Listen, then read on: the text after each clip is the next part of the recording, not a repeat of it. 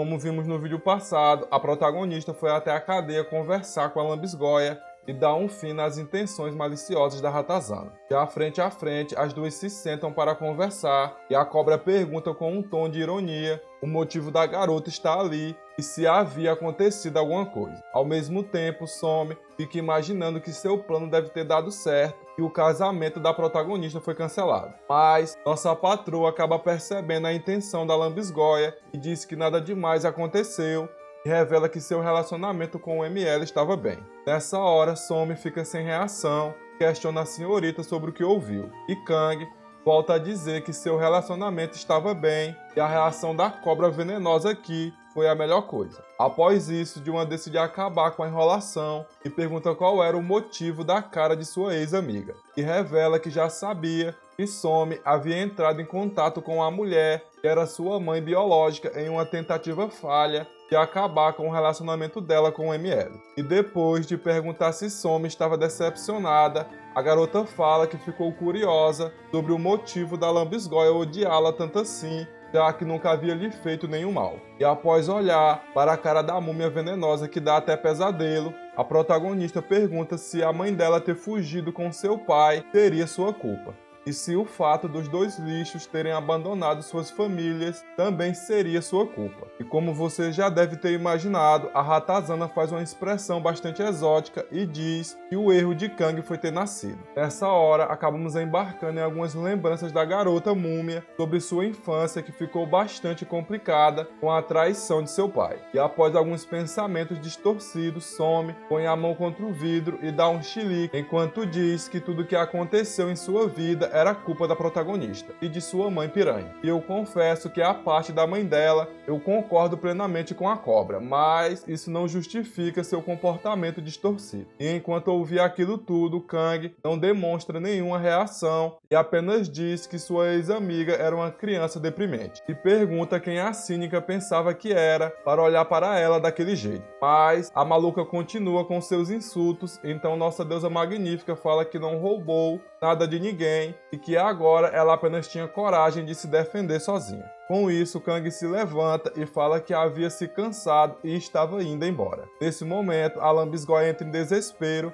dizendo que as duas ainda tinham bastante tempo, mas Ji-Won comenta que havia alguém esperando ela do lado de fora. Ouvindo isso, Some começa a falar que nossa waifu deveria ir visitá-la novamente, já que não queria ficar sozinha. Em seguida, a mulher faz uma expressão bastante deprimente, enquanto diz que ela e a protagonista eram melhores amigas. Mas, para seu desespero, Ji-Won revela que as duas nunca mais iriam se ver novamente e vai embora, enquanto lembrava de seu passado e fica imaginando que agora tudo havia chegado ao fim. Pouco tempo depois, Kang se encontra com Yu e estava do lado de fora esperando sua futura esposa. E após darem as mãos, nosso casal maravilha vai até onde Hae-Young estava. E eu quase morri de rir com a interação da protagonista com o irmão dela. Nessa mesma ocasião, Ji-Won se encontrou com o avô e a mãe do ML e Rei revela que sua coroa tinha preparado um banquete. Então, depois de trocarem algumas palavras, os cinco vão aproveitar a refeição e acabamos descobrindo que, na verdade, aquela ocasião era o aniversário de nossa waifu e que aquilo era a comemoração feita por sua nova família. Pouco tempo depois, o grupo aproveita para conversar um pouquinho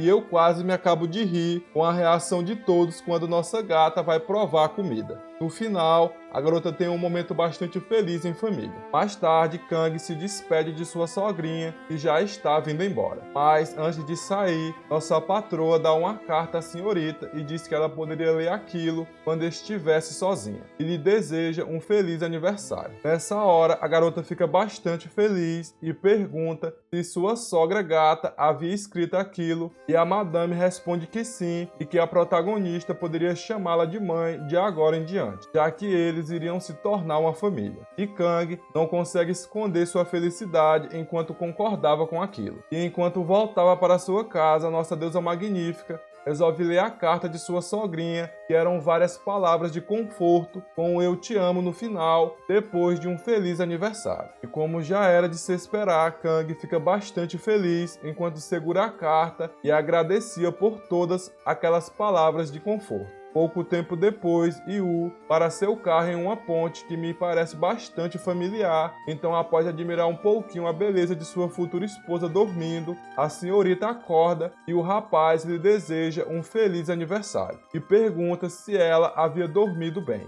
Então Kang fica bastante envergonhada e muda de assunto, questionando o ML sobre onde estava. E Yu responde que ali era Busan e que aquele era um dia especial e por esse motivo havia ido até aquele local para dizer algo à senhorita. Ouvindo isso, Kang pergunta o que Yu queria dizer com aquilo. Então o rapaz retira alguns documentos e comenta que eram 15% de sua empresa e que seu avô havia o ajudado. Com isso, nossa deusa magnífica começa a desconfiar que estava acontecendo algo e pergunta se o motivo daquilo tudo era um pedido de casamento. E Yu apenas diz que caso nossa gata não gostasse disso, ele não tocaria mais naquele assunto. Após isso, o rapaz continua com o que estava fazendo e entrega um contrato para a moça. Comenta que depois de se casarem, ele iria apoiá-la completamente em suas decisões. Ouvindo isso, a senhorita faz uma expressão engraçada e manda o jovem continuar com o que estava propondo. Então o ML faz uma expressão de tolo apaixonado e fala que aquilo tudo foi escrito por ele, já que queria ser o mais amistoso possível, pois amava a garota.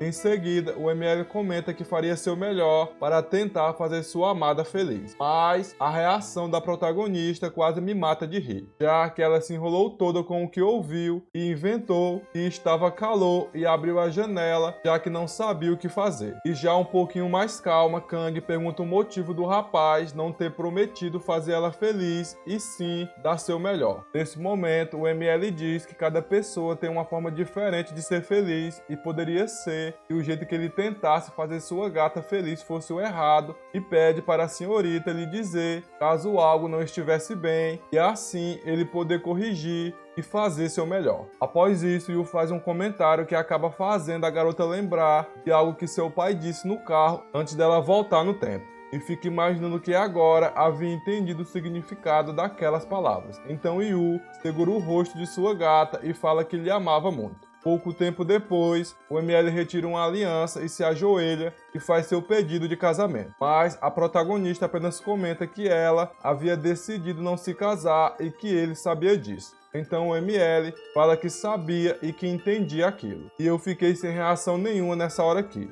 Mas, para nossa alegria, a protagonista fica pensando em algumas coisas e diz que realmente amava o garoto e que queria viver com ele para sempre. Nessa situação, a garota segura a mão de seu futuro marido e pergunta se Yu gostaria de viver ao seu lado para sempre, o que deixa o ML totalmente sem reação. Então Ji-Wan diz em seu coração para seu pai que agora seria feliz e, se eu fosse o ML, me fazia de difícil agora. E pelo beijo que rolou em seguida, eu acredito que Yu aceitou a proposta. Na manhã seguinte, na empresa, após o expediente, a protagonista se encontra com o Yu e enquanto estavam conversando, a senhorita descobre que o café onde Bic trabalhava iria fechar, já que o garoto se demitiu. Com isso, o rapaz pergunta para a protagonista como sua irmã estava em relação a essa notícia, já que o rapaz que ela gostava sumiu. Ouvindo isso, Kang fica bastante surpresa, já que não fazia a mínima ideia dos sentimentos de sua amiga. Então o ML pergunta se a moça não sabia de nada e nossa deusa magnífica comenta algumas coisas e faz uma expressão bastante engraçada. Nessa mesma ocasião, Kang comenta que aquele dia eles iriam servir a comida preferida de Rei, então isso significava que a garota ainda não havia comido nada. E a reação do ML é a mais inusitada possível, já que ele entrou de cabeça na conversa da protagonista. No final, Kang decide ligar para seu ex-colega de escola e à noite ela vai até a casa de Hyeong e já de cara fala que Bic iria viajar para a Suíça. E a reação de Rei foi a melhor coisa nessa hora. Após isso, a garota diz que não tinha nada a ver com aquilo, mas nossa patroa não desiste e revela que o voo sai às 7 da manhã e que ela deveria ir até lá. Mas Rei continua inflexível, dizendo que eles não eram tão próximos assim.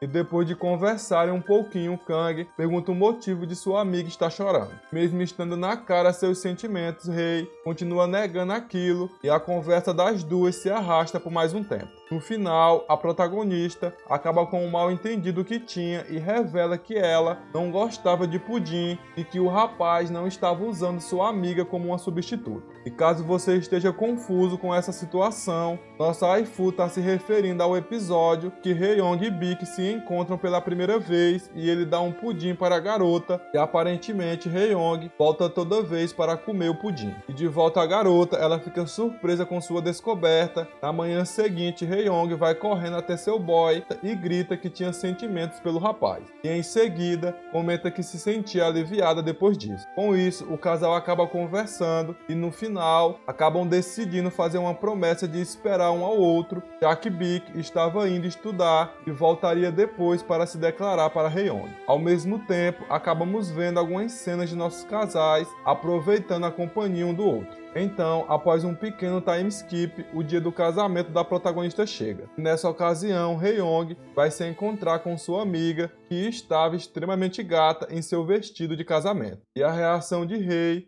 me faz acreditar que sua opinião é a mesma que a minha. Ainda nessa situação, as duas acabam conversando e a protagonista agradece o comentário de sua amiga sobre sua beleza e comenta que sua barriga estava um pouco grande e pergunta se o vestido havia ficado legal. Nessa hora, acabamos descobrindo que nossa deusa magnífica estava grávida de gêmeos e Hae expressa estar bastante feliz com isso. E percebendo isso, Kang pergunta se a garota estava feliz com a ideia de se tornar uma tia. E a senhorita responde que sim, e que seria a melhor tia do mundo. Após isso, o telefone de Hae acaba tocando e a senhorita vai verificar quem era. E percebe que era seu futuro marido e fica bastante surpresa com isso. Nesse momento, Kang revela que ela tinha dado o endereço para Baek e que sua amiga deveria atender, já que o rapaz estava esperando. Ouvindo isso, Hae-young vai até o lado de fora do quarto e atende a ligação. E enquanto falava com o rapaz, ele diz que a garota estava bastante linda com aquele cabelo curto. E Hae pergunta como ele sabia sobre isso. E ouvindo isso, Baek manda sua gata olhar para a janela. Com isso, o casal acaba se encontrando e Hae-young vai ao encontro de seu futuro marido. Então, após um pequeno diálogo engraçado, Hae se dá conta que Baek, na verdade, estava ali atrás dela e fica sem reação nenhuma. E aproveitando isso, o rapaz revela que pensou bastante na garota durante o tempo que passou fora. E como você já deve ter imaginado, ele mostra a pulseira que era o símbolo de sua promessa e pergunta se ela ainda estava esperando por ele. E sem pensar duas vezes, Hae-young pula nos braços de seu futuro marido, nos proporcionando um momento bastante fofo. Pouco tempo depois, o casal vai até nossa waifu e enquanto batia um papo, o rapaz diz que iria abrir um novo negócio e Hae fica bastante feliz com a promessa de seu boy de sempre deixar uma reserva para ela. Enquanto isso, Kang fica admirando a felicidade de seus dois amigos. Mais tarde, nossas três senhoritas aparecem no local e uma delas pergunta quanto custava o vestido da protagonista, que revela isso para a garota. Nessa mesma ocasião, elas brincam um pouquinho sobre a situação. Então Yang aparece com sua filha e seu futuro marido. Nesse momento, a garotinha corre até Kang enquanto dizia que sua tia parecia uma fada e chama sua mãe para tirar uma foto. E eu quase me acabo de rir com a cara de Jun e de Yang, que não estavam conseguindo acompanhar o pique da criança. Após isso, Yang vai até sua amiga e diz que ela estava bastante linda e isso lhe fazia se sentir uma noiva também. E percebendo isso como uma oportunidade, Jun comenta que poderia fazer esse sentimento se tornar realidade, mas o coitado quase leva um soco. Em seguida, o grupo tira algumas fotos como recordação. Ao mesmo tempo, Yu estava com uma expressão bastante exótica por causa do nervosismo, então seu amigo lhe dá um conselho bastante interessante, fazendo ele voltar ao normal. Pouco tempo depois, o gerente O aparece e diz que estava na hora do noivo ir até o altar. E, em outro lugar, a protagonista conversa com sua nova família e o velho lhe entrega um buquê e diz que foi ele que plantou as flores e, ouvindo isso, Kang lhe dá um abraço e agradece pelo carinho. E o coroa deseja que a moça seja bastante feliz ao lado de seu neto. Ao mesmo tempo, Yu conversa um pouquinho com O e agradece pelo trabalho do rapaz. E eu quase me acabo de rir com a reação do homem que diz que achava que o dia que iria ver o ML se casando nunca iria chegar. E enquanto ele chorava bastante, a noiva aparece e vai mais seu amado até o altar. Como você já deve ter imaginado, o ML fica de boca aberta com a beleza de sua gata. E Hae-young, que não deixa nada passar, manda seu irmão fechar a boca. Após isso, o casal se dirige até o local onde estava o altar e no caminho, o rapaz comenta algumas coisas para sua amada e já no local, o casal faz seus votos e o avô de Yu os declara marido e mulher. E eu achei extremamente fofo a parte da foto do pai dela sobre a mesa. E como ainda estava faltando alguma coisa, o velho diz que estava na hora do casal selar seus votos e todos começam a falar para os dois se beijarem. E isso ficou bastante bonito. Ouvindo isso, Kang disse que esperava que os dois fossem felizes juntos e Yu comenta que faria de tudo para que isso acontecesse. Então, após cada um dizer que amavam um ao outro, o beijo acontece. Após isso, um figurinha aparece para tirar uma foto da protagonista jogando o buquê e após ela arremessar as flores, Hae-young acaba pegando e a comemoração do casamento tem início, com direito a várias fotos engraçadas. E claro, não poderia faltar a foto com todos juntos. E esse foi o casamento mais bonito que eu vi até agora. E caso você queira apoiar o canal com qualquer valor, deixe seu valeu demais. E essa é minha expressão ao apreciar esse conteúdo exótico novamente. E sobre os novos capítulos, eu só tenho uma coisa a dizer. Simplesmente perfeito. Eu amei esses novos acontecimentos. E finalmente, a protagonista vai ser feliz como merece. Então comenta aí a opinião de vocês sobre esses novos capítulos. E é isso. Espero que tenham gostado, deixe seu like e até a próxima.